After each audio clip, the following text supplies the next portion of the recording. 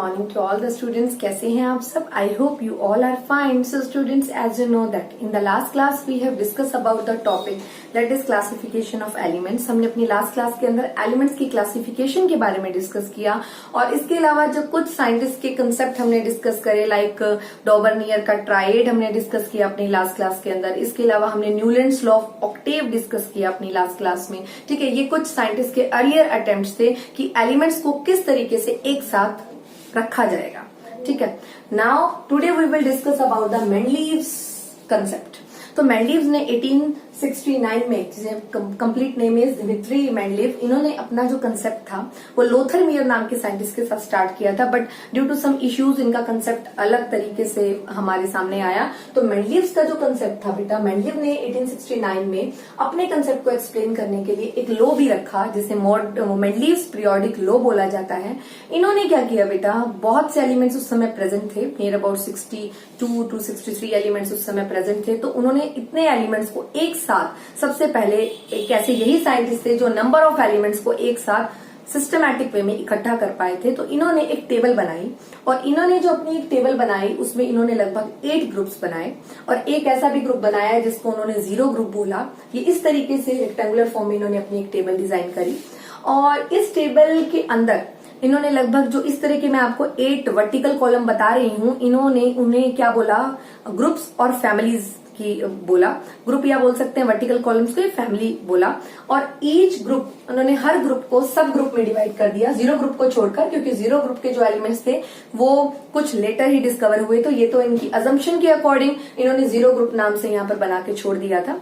इसके अलावा जो ग्रुप नंबर 1 है, इनको इन्होंने ए बी सब ग्रुप में डिवाइड कर दिया। ग्रुप नंबर 2 को भी ए बी में डिवाइड कर दिया, ग्रुप नंबर 3 को भी ए बी में डिवाइड कर दिया, देन ए बी। तो इस तरीके से इन्होंने अपने ग्रुप जितने भी हैं 7 ग्रुप इन्होंने ए बी में सब ग्रुप में डिवाइड कर दिया और 8 ग्रुप के अंदर भी इन्होंने 3 स्लॉट बनाकर एलिमेंट्स को प्लेस किया। और इनका जो कंसेप्ट था, इनके अकॉर्डिंग इन्होंने जो जितने भी एलिमेंट्स को इस टेबल के अंदर अरेंज किया वो अरेंज किया on the basis of increasing atomic mass. ठीक है, तो in the periodic table of Mendeleev की पीरियोडिक टेबल के अंदर the physical and chemical properties of elements, जो एलिमेंट्स की फिजिकल और केमिकल प्रॉपर्टीज थी सभी एलिमेंट्स की, are periodic function of their atomic mass. Periodic function means are arranged on the basis of their atomic masses. ठीक है, they are grouped together on the basis of their atomic masses, they are periodically arranged on the basis of their atomic masses and their physical and chemical properties are same in a complete group। ठीक है, तो इन्होंने सभी elements इस तरीके से arrange करे कि एक ग्रुप के अंदर जो एलिमेंट्स होंगे उनकी फिजिकल और केमिकल प्रॉपर्टी पीरियोडिकली सेम होंगी और they are arrange and they are group together. ठीक है, on the basis of their increasing atomic mass in a group. ठीक है, ऑल्सो इन ए पीरियड। और ये इन्होंने कुछ पीरियड्स बना दिए, लगभग 6 पीरियड्स इन्होंने हॉरिजेंटल रोज बनाई जिनको इन्होंने पीरियड बोला। ये मेंडलीव का कंसेप्ट था। इस तरीके से मेंडलीव ने अपनी टेबल बनाई। ठीक है, जैसे मैंने आपको पहले बताया कि डॉबरनियर ने जो टेबल बनाई थी वो 3-3 के स्लॉट में बनाई थी। न्यूलैंड लॉ ने अपना जो कंसेप्ट रखा था वो इंडियन म्यूजिकल स्केल सारे गामा पा धा नी सा के अकॉर्डिंग अरेंज किया था और मेंडलीव ने जो अपना कंसेप्ट रखा उन्होंने इस तरह की एक टेबल डिजाइन करी, बहुत से एलिमेंट्स को एक साथ अरेंज करने की कोशिश करी। तो ये मेंडलीव ने सबसे पहले किया। मैंने आपको बताया 8 group which are also called families and 6 periods horizontal in a horizontal rows. And ये आपका एक बहुत इंपॉर्टेंट क्वेश्चन बन जाता है बोर्ड का, what is Mendeleev periodic law. According to Mendeleev the elements that are present in the periodic table they have a similar physical and chemical properties of the elements are periodic function of their atomic masses. Increasing atomic masses के base पर वो periodically सभी के सभी elements arrange हैं। ठीक है, and the elements which are arrange on the basis of their increasing atomic masses in a group, ठीक है, they have a similar physical and chemical properties. ठीक है, ऑलमोस्ट। ठीक है, this is the concept of Mendeleev. And Mendeleev की achievement की बात करें तो मेंडलीव की एक अचीवमेंट तो आपको मैंने बताई कि इतने सारे एलिमेंट्स को एक साथ, तो सिस्टमैटिक स्टडी जो एलिमेंट्स की थी वो मेंडलीव की वजह से ही पॉसिबल हो पाई थी। This is the first achievement. Second achievement ये रही मेंडलीव की, उन्होंने बहुत से, जब वो अपनी टेबल बना रहे थे उनकी टेबल एटॉमिक मासेस की बेस पर अरेंज थी। ऐसे तो अगर मैं देखा जाए तो डॉबरनियर का जो कंसेप्ट था वो भी इंक्रीजिंग एटॉमिक मास पे था, न्यूलैंड का था वो भी इंक्रीजिंग एटॉमिक मास की बेस पर था, बट जो मेंडलीव का कंसेप्ट था, जब वो अपना कंसेप्ट प्रूव कर रहे थे, अपनी टेबल डिजाइन कर रहे थे, तो उन्होंने देखा कुछ एलिमेंट्स की एटॉमिक मासेस रॉन्ग था, तो उन्होंने बहुत से एटॉमिक मासेस का करेक्शन भी किया, तो ये भी उनके अचीवमेंट में इंक्लूड हुआ। तो this is the second achievement, that correction of atomic masses of many elements by the Mendeleev. And the third achievement of the Mendeleev is, Mendeleev की थर्ड अचीवमेंट की बात करें तो उन्होंने कुछ प्रिडिक्शंस करी, कुछ एलिमेंट्स इस तरीके से प्रिडिक्ट करे। उन्होंने एक एलिमेंट प्रिडिक्ट किया इका एल्यूमिनियम, ठीक है, तो इका सिलिकॉन, ये जो उन्होंने एलिमेंट्स प्रिडिक्ट किए, इका represent a Sanskrit word which is called next, मतलब एक एल्यूमिनियम उन्होंने रिप्रेजेंट किया, बस उन्होंने बता दिया कि इस वर्ड के इस इका aluminium is next to aluminium.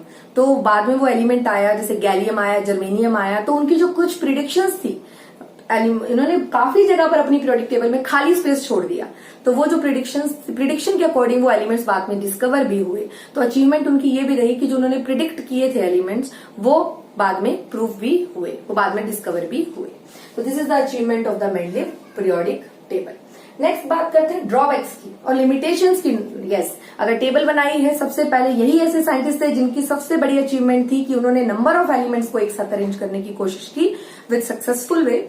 But drawback ये रही, उनकी फर्स्ट ड्रॉबैक ये थी बेटा कि उन्होंने बहुत से पेयरिंग ऐसे कर दी इस टेबल के अंदर, जैसे निकल और कोबाल्ट की एक पेयरिंग उन्होंने ऐसी की क्योंकि उनका जो कंसेप्ट था वो था इंक्रीजिंग एटॉमिक मास के बेस पे, बट कुछ एलिमेंट्स इंक्रीजिंग एटॉमिक मास के बेस पर अरेंज नहीं थे, ठीक है। तो ये उनकी क्या रहे, उनकी लिमिटेशन रही। तो first limitation is anomalous pair, means कुछ एनोमलस मींस डिफरेंट, कुछ पेयरिंग उन्होंने ऐसी कर दी एलिमेंट्स की जिनके मासेस इंक्रीजिंग एटॉमिक मास के बेस पर अरेंज नहीं थे।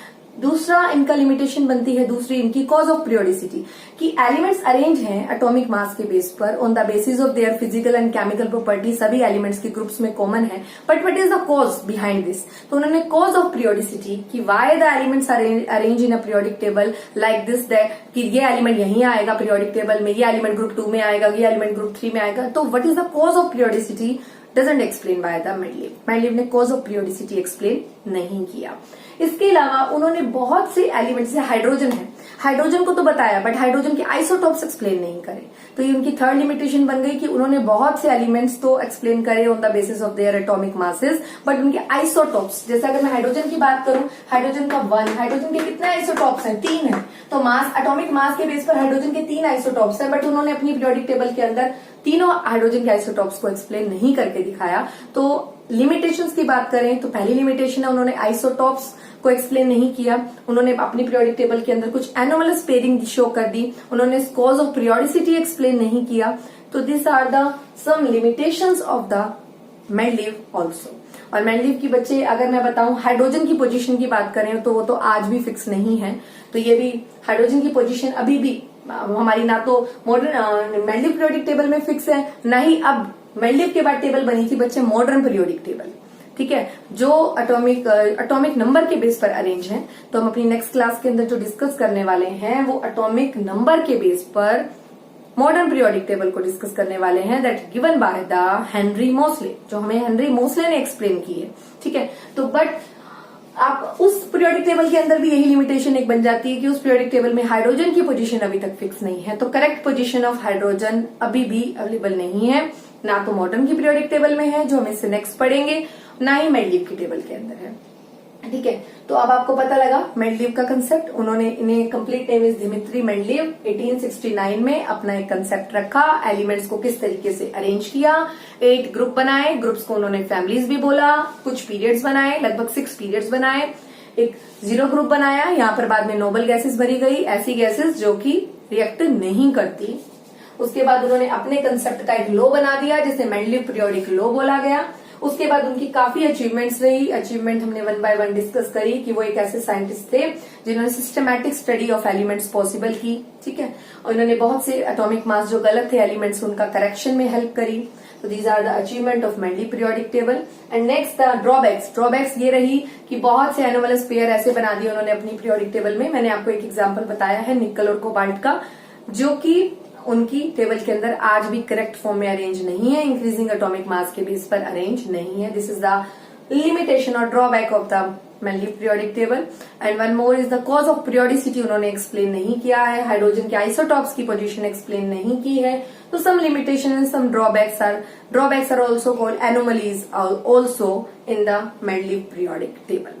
सो this is the small discussion about the Mendeleev periodic table. आपको बस एक बहुत अच्छे से जो क्वेश्चन याद हो वो ये क्वेश्चन बेटा आप लोगों को बहुत अच्छे से याद होना चाहिए।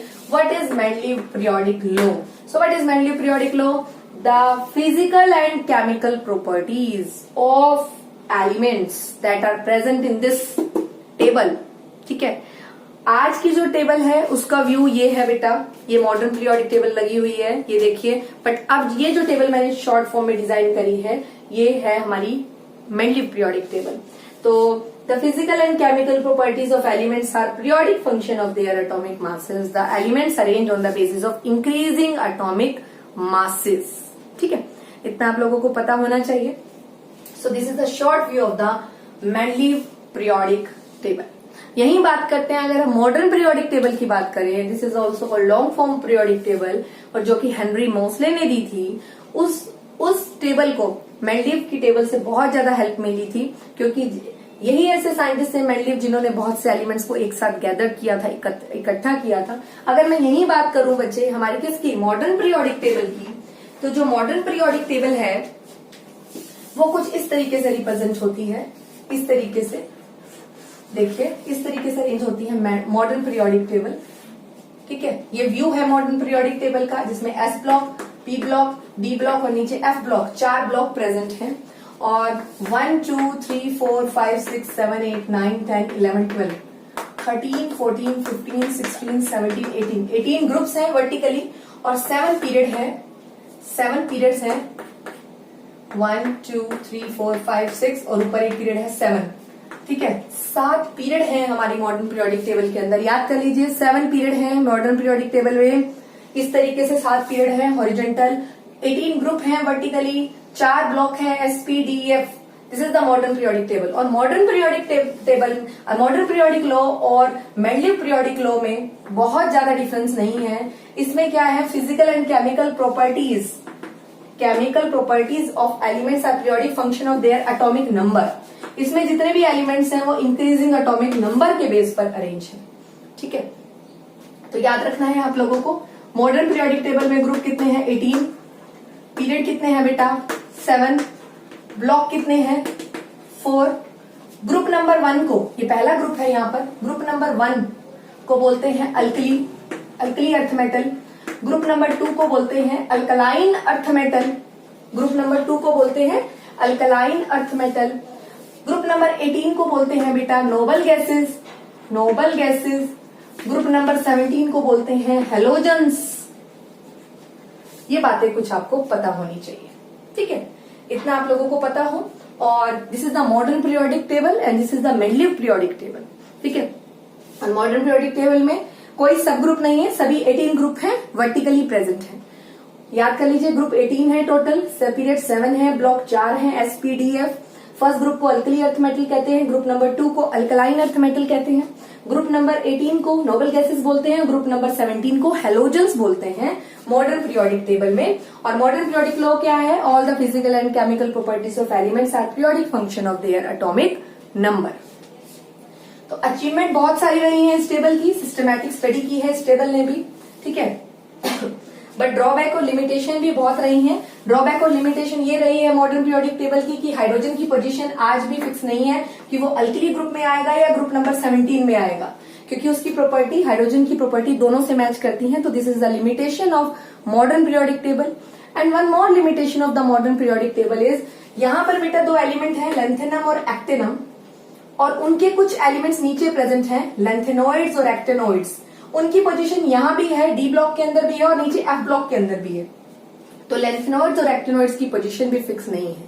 तो मॉडर्न पीरियोडिक टेबल की 2 मेन लिमिटेशन है, एक तो हाइड्रोजन की पोजीशन फिक्स नहीं है और एक लेंथेनोइड्स और एक्टिनोइड्स की पोजीशन भी फिक्स नहीं है कि वो डी ब्लॉक में आएंगे या वो एफ ब्लॉक के अंदर आएंगे, क्योंकि लेंथेनोइड के कुछ एलिमेंट यहाँ हैं और लेंथेनोइड्स का एक एलिमेंट लेंथेनम यहाँ है, बाकी एलिमेंट्स नीचे हैं। तो उनकी एग्जैक्ट पोजीशन इन सभी एलिमेंट्स को मिलाकर बोलते हैं, यहाँ लगभग 14 एलिमेंट्स प्रेजेंट होते हैं एक रो के अंदर, एफ ब्लॉक के अंदर, इन्हें बोलते हैं लेंथेनोइड्स।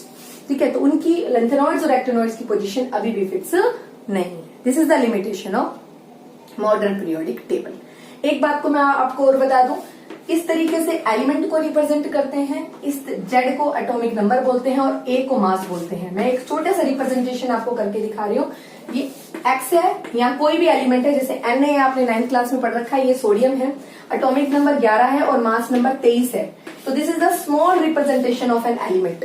एक एलिमेंट को इस तरीके से रिप्रेजेंट किया जाता है, यहाँ उसका एटॉमिक नंबर लिखते हैं और एटॉमिक नंबर को जेड से शो करते हैं, और ए जो है एटॉमिक मास नंबर होता है, और मास नंबर को देखो, सोडियम का मास नंबर कितना है, मैंने इस साइड प्लेस किया है।